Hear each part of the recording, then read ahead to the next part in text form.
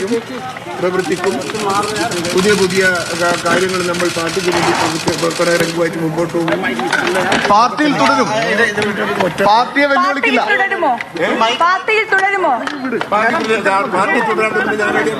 പാർട്ടിയിൽ തുടരും. താങ്കൾക്ക് സ്ഥാനാർത്ഥിത്വം നിഷേധിച്ചിരിക്കുകയാണല്ലോ. സ്ഥാനാർത്ഥിത്വം നിഷേധിച്ചത് കൊണ്ട് പാർട്ടിനെ നിഷേധിച്ചിട്ടില്ലല്ലോ. പാർട്ടിന്ന് പുറത്തൊന്നും ആക്കിയിട്ടില്ലല്ലോ.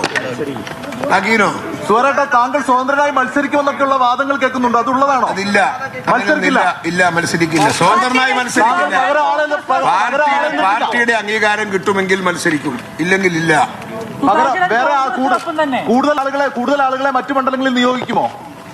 കൂടുതൽ ആളുകളെ മറ്റു മണ്ഡലങ്ങളിൽ, അതായത് അങ്ങേക്ക് മറ്റു മണ്ഡലങ്ങളിൽ സ്ഥാനാർത്ഥികൾ ഉണ്ടാകുമോ? എല്ലാടി ആളുകൾ, എനിക്ക് എന്റെ ആളുകളുണ്ട്. എല്ലാടി എന്റെ ആളുകളുണ്ട്.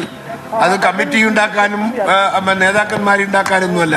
അത് പാർട്ടിക്ക് വേണ്ടിയുള്ള പൊതുപ്രവർത്തനത്തിന്റെ ഭാഗമായിട്ടാണ്. പാർട്ടിയെ വെല്ലുവിളിക്കാനൊന്നും ഞാനില്ല. പാർട്ടി എത്രയോ വലുതാണ്. പാർട്ടി എത്രയോ വലുതാണ്. ഞാൻ എത്രയോ ചെറുതാണ്. ഞാൻ എന്ത് പാർട്ടിയെ വെല്ലുവിളിക്കാനാ?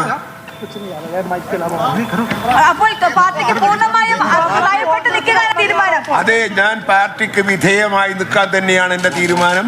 അതനുസരിച്ച് മുൻപോട്ട് ഞാൻ പോകും.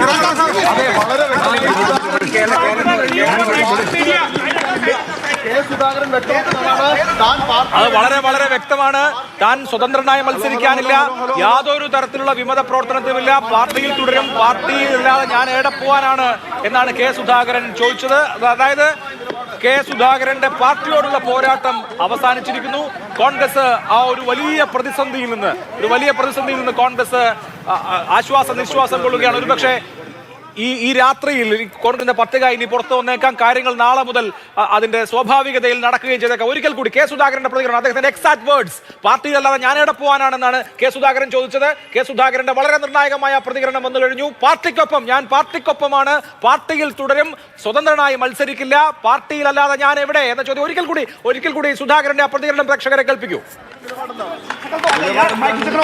പാർട്ടിയിൽ കണ്ടിന്യൂ ചെയ്യും, പ്രവർത്തിക്കും.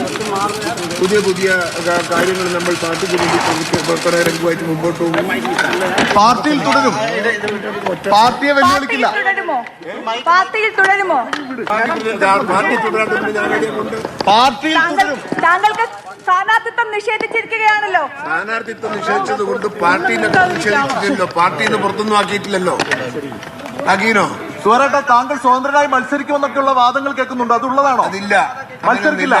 മത്സരിക്കില്ല. സ്വതന്ത്രമായി മത്സരിക്കില്ല. പാർട്ടിയുടെ അംഗീകാരം കിട്ടുമെങ്കിൽ മത്സരിക്കും, ഇല്ലെങ്കിൽ ഇല്ല.